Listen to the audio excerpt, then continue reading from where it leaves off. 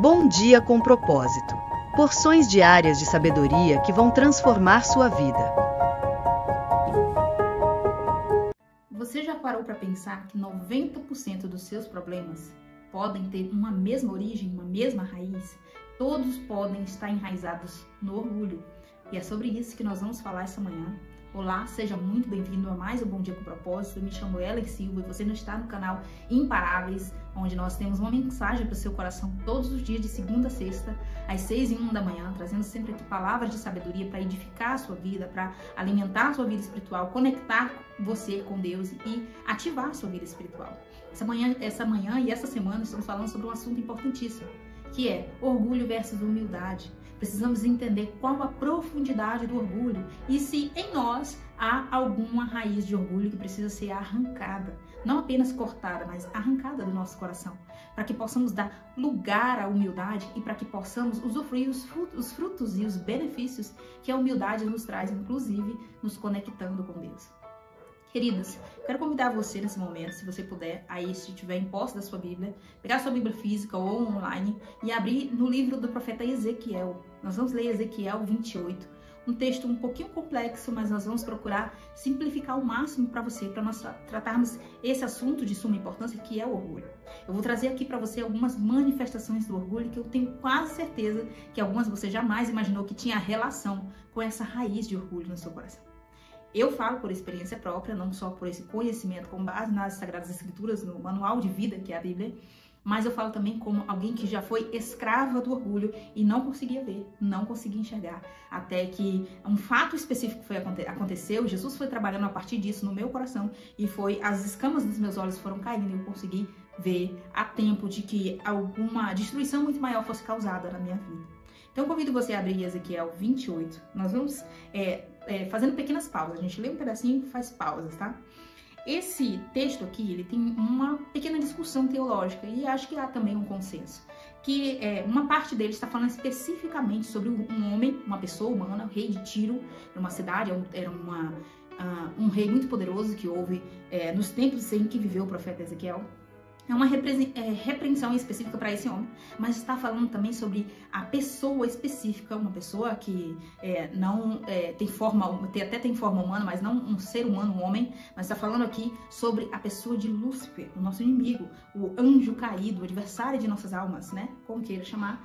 E aí nós vamos ler esse texto e vamos entendendo o que ele diz, tá? Vou ler na Nova Versão Internacional, linguagem simplificadíssima que vai te ajudar a entender.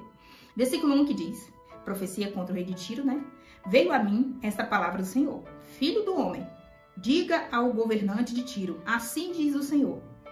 No orgulho do seu coração você diz, sou um Deus. Sento-me no trono de um Deus, no coração dos mares, mas você é homem e não um Deus. Embora se considere tão sábio quanto Deus. Você é mais sábio que Daniel? É uma pergunta. Não haverá segredo que se lhe seja oculto? Outra pergunta. Mediante da sua sabedoria e do seu entendimento, você granjeou riquezas e acumulou ouro e prata e os seus tesouros. Por sua grande habilidade comercial, você aumentou as suas riquezas e por causa das suas riquezas, o seu coração ficou cada vez mais orgulhoso.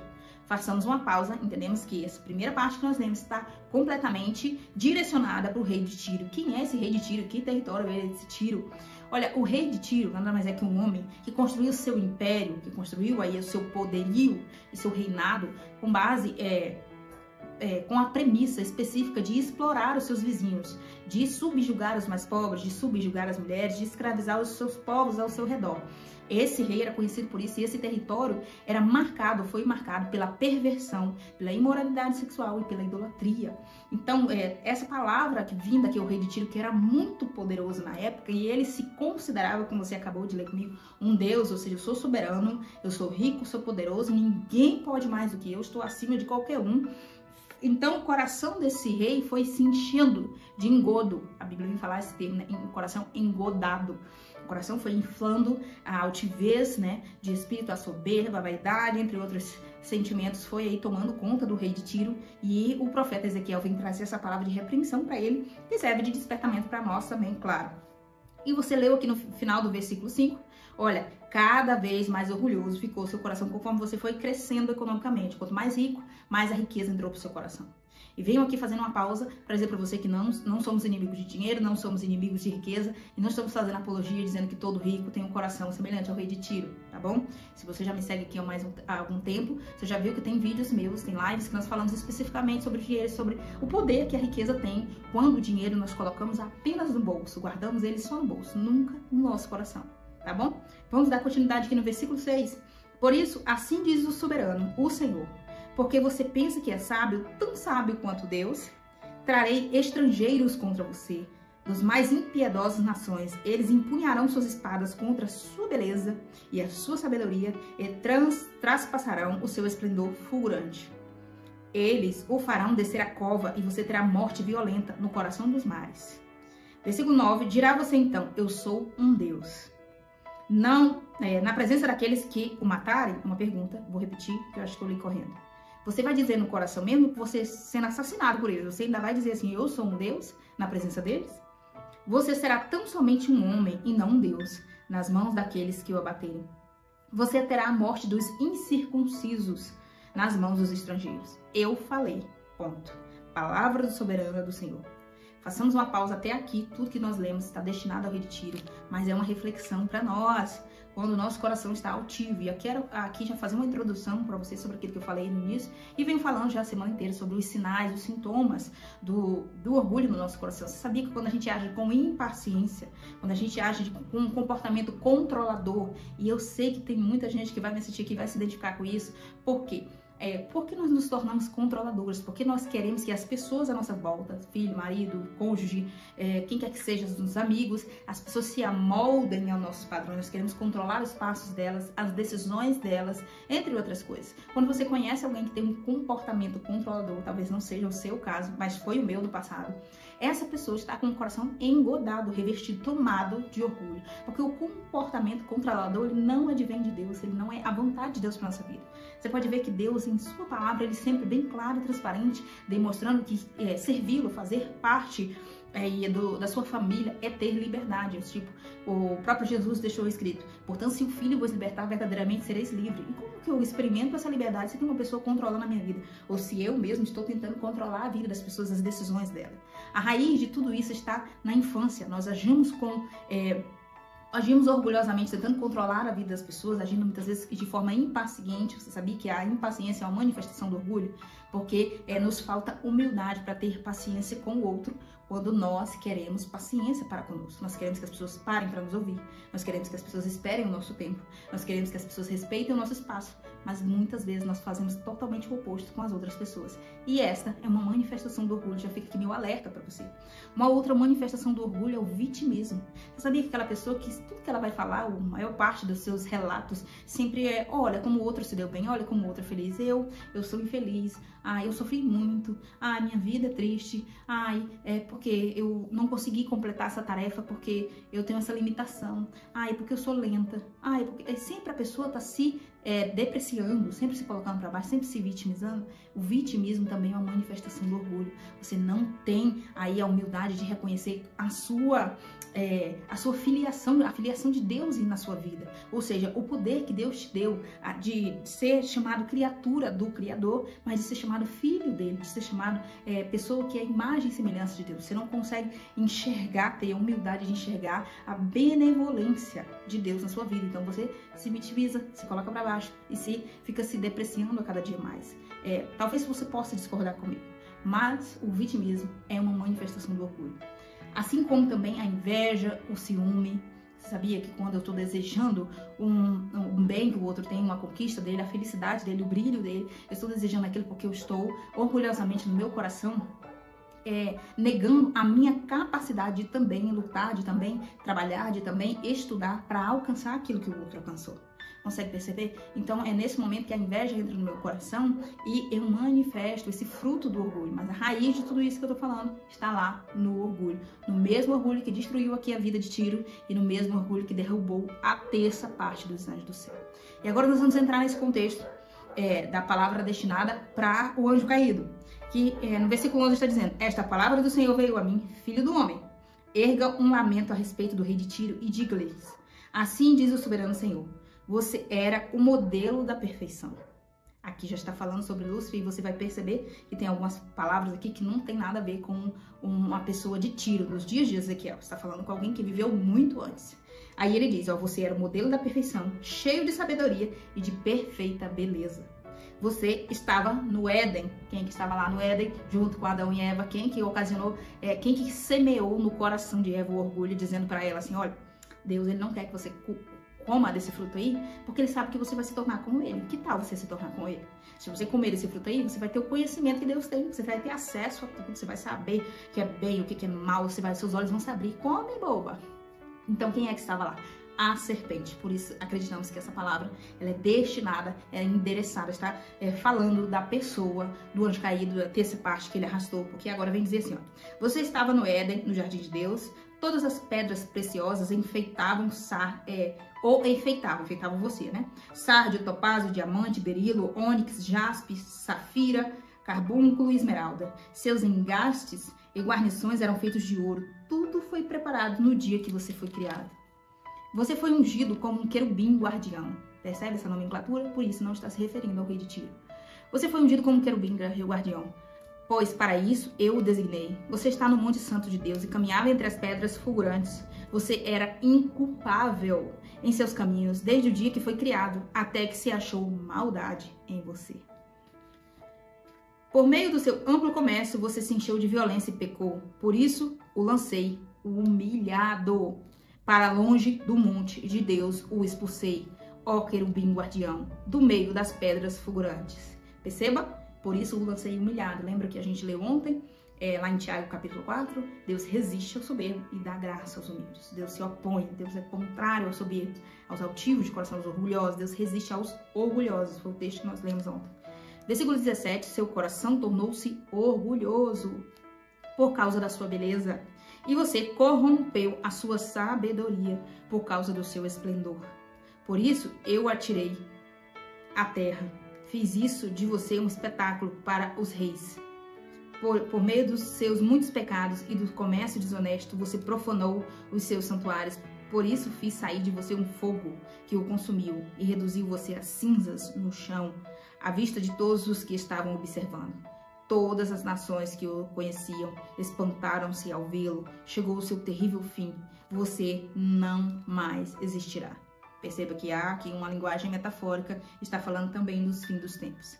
Mas o que nós queremos enfatizar aqui é que, enquanto lá no rei de Tiro, né, a metade do texto de Ezequiel 28, está falando que o coração dele ficou orgulhoso, porque ele confiou na própria sabedoria, porque ele ficou muito rico, fez muitos negócios, maus negócios, né, negócios corruptos, negócios injustos, aumentou a sua riqueza, o dinheiro subiu para o seu coração, cegou o seu entendimento. Aqui, na questão que está falando do guardião, do antigo guardião, querubim guardião, como ele é chamado aqui, nessa tradução da NVI, aqui está falando que o coração dele ficou orgulhoso por causa da sua beleza. Um ponto muito importante que gostaria de tocar, que é a vaidade. Nosso coração se torna orgulhoso, ou seja, apresenta um fruto do orgulho quando nós manifestamos essa vaidade, essa preocupação excessiva com a nossa aparência, com a nossa beleza. Ah, não posso me cuidar, Ellen. Ah, não posso passar uma maquiagem. Ah, não posso arrumar meu cabelo. Não posso. Você deve ter o autocuidado, ter amor por você. Mas quando isso se torna um hábito obsessivo, quando isso se torna o seu Deus, a sua aparência, a sua beleza, a sua necessidade de chamar a atenção, aí sim você está manifestando um fruto do orgulho, que é a vaidade, certo? Outra questão muito importante que a gente pensa que não tem nada a ver com orgulho. Pensando, orgulho é só falta de perdão. Quando nós mentimos, sabe por que nós mentimos? Nós mentimos porque queremos mascarar aquilo que nós fizemos ou aquilo que nós somos. Muitas vezes a pessoa chega num lugar e diz que eu tenho muitas propriedades, eu tenho muito dinheiro, eu tenho tantos carros, eu tenho... Começa a contar vantagem, contar mentiras de coisas que ela não tem, de coisas que ela não faz, e começa ali a maquiar aquilo que de fato ela é. Porque que ela mente, porque o seu coração é engodado, cheio de orgulho, começa a apresentar uma versão falsa dela. Para quê? Para que ela não seja humilhada, apresentando a quem de fato ela é. Se você chega e apresenta humildemente, não, eu moro alugado, eu não tenho nem bem, assim, se você chega apresentando a sua verdadeira face, a depender do contexto, do local que você está, do ambiente, tudo, isso pode soar como uma humilhação, que a gente sabe que não é. Mas misturado com outras pessoas altivas também, pessoas de posições sociais diferentes, isso pode soar um pouco humilhante para a própria pessoa, às vezes não para os outros, vir a humilhá-las, mas ela mesma se sentir humilhada. Então, ao invés de apresentar a sua verdadeira versão, a versão de Cristo em nós, a versão humilde, ela apresenta uma versão maquiada, uma versão mentirosa, uma versão que não existe. Entendeu a ligação entre a mentira e o orgulho? Igual quando a pessoa diz assim, eu estou chegando, quando a pessoa nem começou a se arrumar, quando a pessoa nem saiu de casa. Ela está mentindo porque ela não quer ser desmascarada, porque ela não quer expor, ela não quer se sujeitar, ela não quer se humilhar e dizer, olha, eu ainda vou me arrumar e vou demorar.